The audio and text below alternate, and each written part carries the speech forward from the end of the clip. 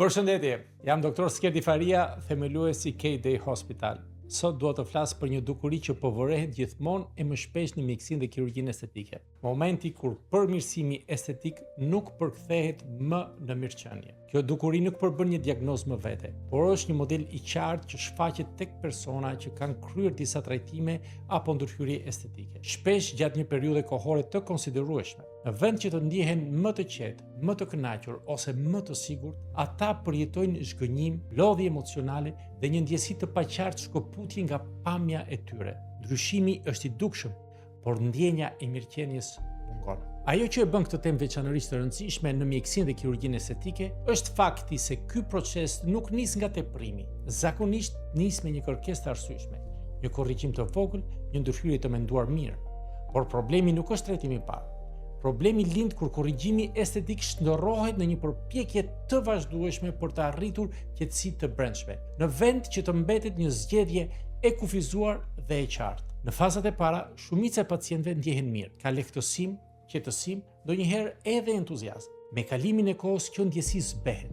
Rezultati humbet pesh në planin emocional, shumë më shpejt se sa ndryshon në pamje. Pasqyra nuk sjell më siguri. Vëmendja zhvendoset nga përmirësimi tek ruajtja, nga ruajtja në korrigjim dhe më pas te frika nga një ndryshim i ardhshëm i imagjinuar. Pikërisht këtu fillon të prishet balanca midis estetikës dhe mirëqenies. Nga pikpamja e mjekësisë dhe kirurgjisë estetike, kjo gjendje shfaqet shpesh përmes disa shprehjeve të përsëritura. I kanë bërë të gjitha siç duhet, por prap nuk ndihem mirë. Duke më mirë, por nuk ndihem vetvetja. Nuk di çfarë të ndryshoj më, por diçka vazhdon të më shqetësoj. Këto nuk janë fjali të rastësishme. Ato tregojnë një mospërputhje të qartë mes ndryshimit të jashtëm dhe përjetimit të brendshëm. Një faktor i rëndësishëm është akumulimi i ndërhyrjeve me kalimin e kohës. Çdo procedurë e marrë veçmas mund të jetë e arsyeshme dhe e kryer saktë, por kur trajtimet shtresëzohen pa një pikë të qartë ndalimi, trupi rrezikon të shihet si një proces i pafund, jo si një tërësi. Fytyra, kraharori apo fiziku nuk perceptohen më si harmoni, por si zona të veçuara që kërkojnë vëmendje të vazhdueshme. Një tjetër element thelbësor është ndryshimi gradual i pritshmërive. Rezultati i parë duket i rëndësishëm, i dyti duket më pak i tillë, pas disa ndërhyrjesh pragu i kënaqësisë zhvendoset. Kërkohet gjithmonë e më shumë, ndërsa kënaqësia që merret është gjithnjë e më e shkurtër. Edhe rezultate objektivisht të mira mund të përjetohen si zhgënjyese, jo sepse janë të pamjeftueshme, por sepse përjetimi emocional ka ndryshuar.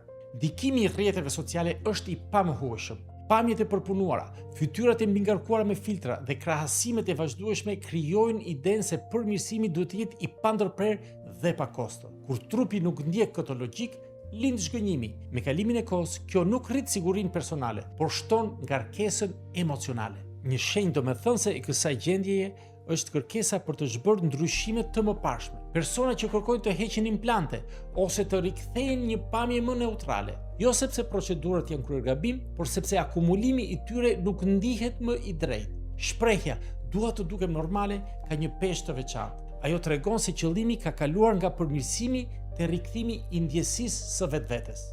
Kur kjo gjendje nuk diagnostikohet në kohë në mjekësinë dhe kirurgjinë estetike, rreziku rritet. Vazhdimi i ndërhyrjeve tek një person që është tashmë emocionalisht i konsumuar nga rrugtimi estetik mund të thellojë pakënaqësinë, të rrisë fiksimin dhe të dëmtojë besimin.